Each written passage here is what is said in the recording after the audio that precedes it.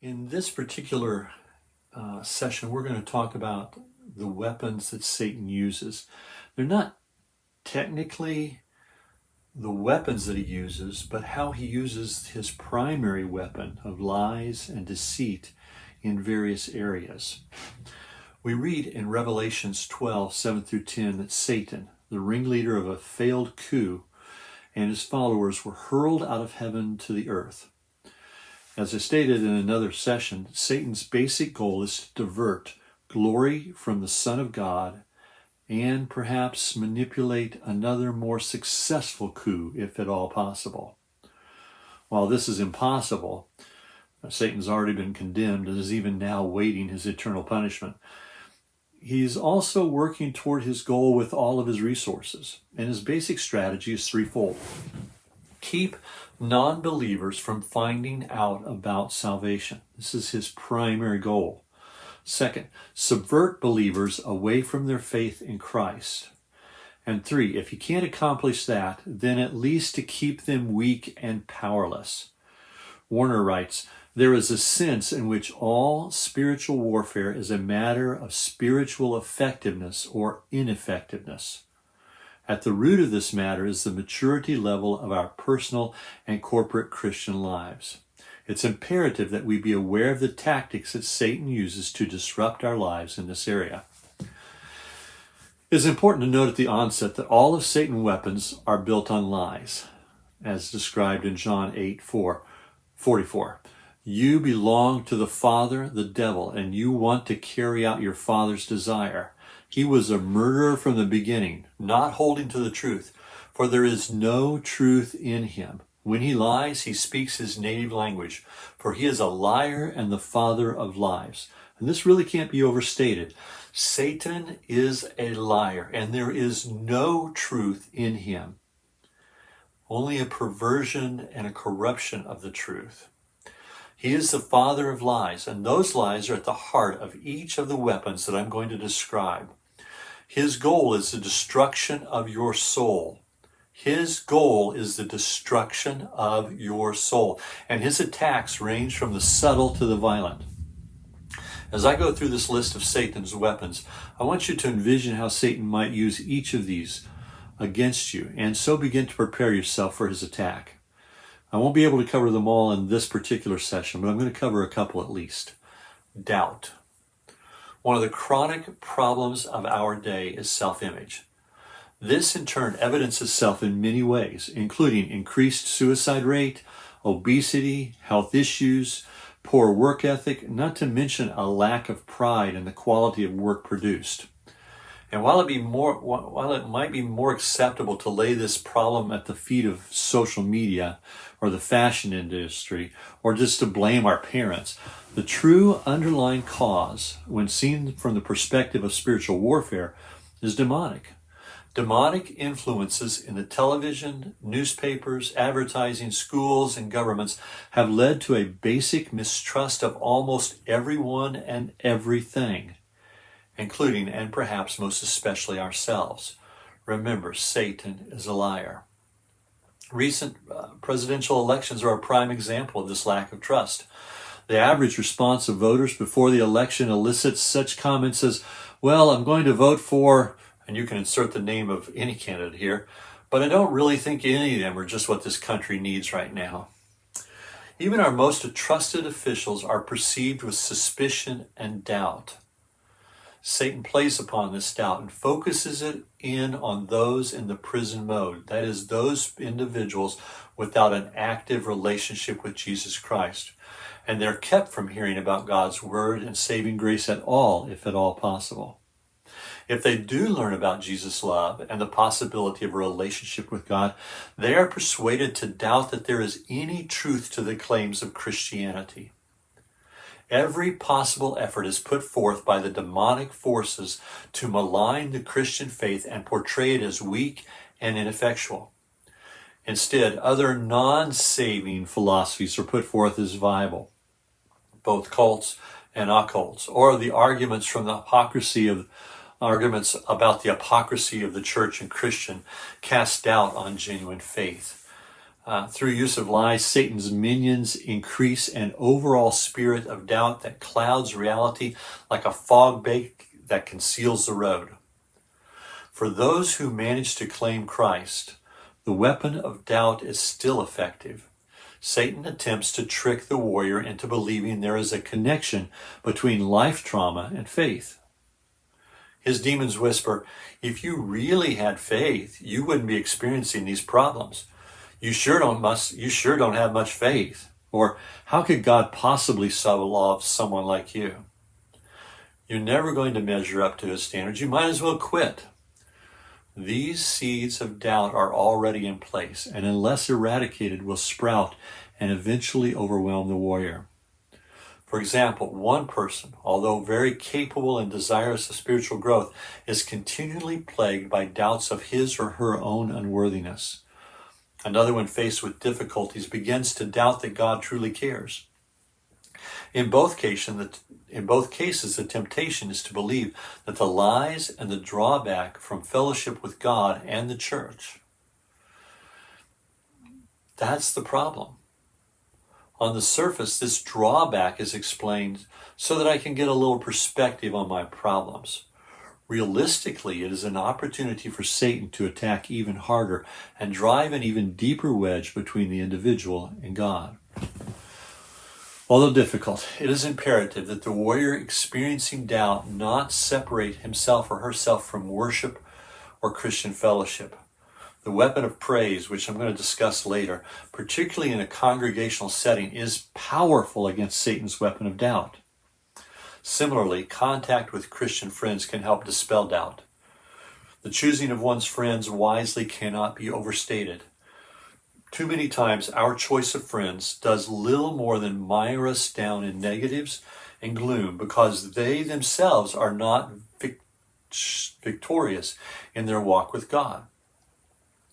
Doubt may also be deeply ingrained enough in the personality of the warrior that it is actually a demonic stronghold.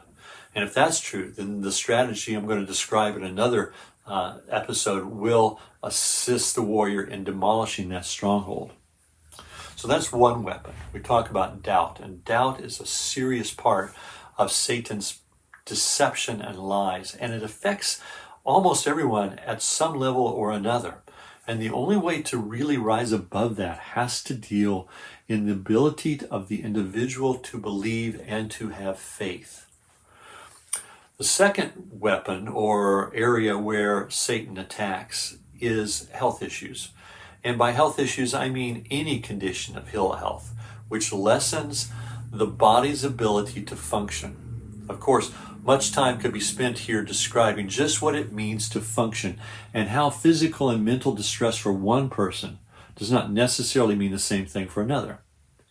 Important as this is in a discussion for a group, individually, I think everyone knows when their body is not performing up to par. Thus, whether it be a cold, physical or mental handicap of some kind, cancer, migraine, even a pulled muscle, there's a definite lessening of the warrior's energies. Health issues in these terms plays upon doubt, bringing to bear all that goes with it with that weapon. But it carries its own weight and destructive powers. And let me state here that not all health issues are started by demonic forces. In fact, these health issues really aren't caused by Satan. They're used by Satan more often than any other scenario. There is too great a myth already of Satan's power, and I want to discourage seeing him as all-powerful. He's not. But he's a liar. And he makes everyone want to believe that he's all-powerful because he's a liar. And because of the fall and the genetic problems since then, there are plenty of health issues already existent. And realistically, that continues to grow as we advance as a people. Satan, however, does use whatever health issues are already present in insidious ways to accomplish his goals. Health issues have the ability to draw all of our focus into symptom relief. That's a really big factor here. Health issues have that propensity to draw all of our focus into symptom relief. It has the power to redirect all of our physical and mental energies towards coping with its effect on our bodies. And this is especially true if there's a lot of pain. For many, the pain can be so intense as to block all rational thought except, how do I get out of pain? For others, the ongoingness of the health issue begins to break down all reserves of strength until there seems to be no point to life. The non-believer in these scenarios has not the strength or the will to consider salvation. And the warrior is unable to focus on issues of salvation because of the pain and the discomfort and the ongoingness of it. The difference here is that one has already made the choice for Christ, and regardless of feelings and pain, the assurance of an eternal destiny in heaven is guaranteed. The other has not. Serious health issues, particularly the long-term kind, are used by Satan in conjunction with another weapon, despair, which I'm going to talk about later, to bring about apathy toward God in the life of the warrior, leading to separation and a reinstatement of Satan's prison mode in our lives. The main issue in combating health issues as a weapon is not divine healing. Let me just reiterate that. The main issue in combating health issues as a weapon is not in divine healing, but in the warrior's perseverance. The warrior who takes seriously the promises of God and has faith in Him, no matter the physical effects of the body, will stand firm in their faith. Satan's use of health issues has been accorded far too much power in the minds and lives of warriors.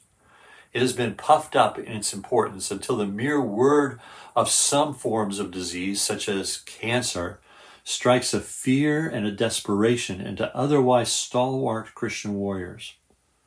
Health issues, as Satan's weapon, does have one weakness.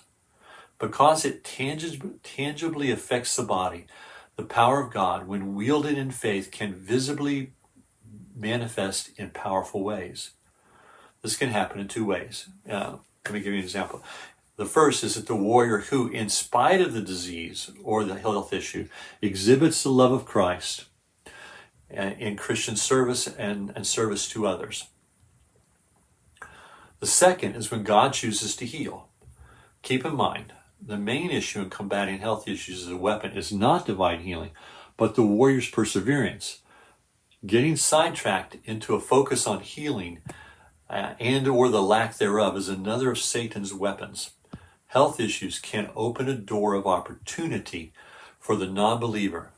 Satan's use of health issues has no power to touch the soul, regardless of his lies. Wise is the warrior who is firmly resolved, ready at all times for the cunning attacks of the enemy. Now, in the next sections, I'm going to talk about more of Satan's particular areas of attack and how he uses that weapon of lies in other areas. But these two areas, at least as we've discussed here just briefly in this particular session, doubt and health issues, are ways that Satan uses to keep people in that prison mode, to keep them trapped away from a saving relationship with Jesus Christ, or to divert the Christian back, literally, to yield up their faith, give up their faith completely and walk away from God, or to keep a Christian weak and powerless because all they're doing is dealing with their self-issues, their doubt, their health issues. These are ways that Satan is destroying people's lives. But once you become aware of that and see his weapons for what they are, and that it's all based on lies, you have a better ability to fight it. I'll also be talking in another section as we come up about our weapons in our warfare, whether we have powerful weapons to face all of these. Hope you've enjoyed this session, and I'll look forward to talking to you in the next part.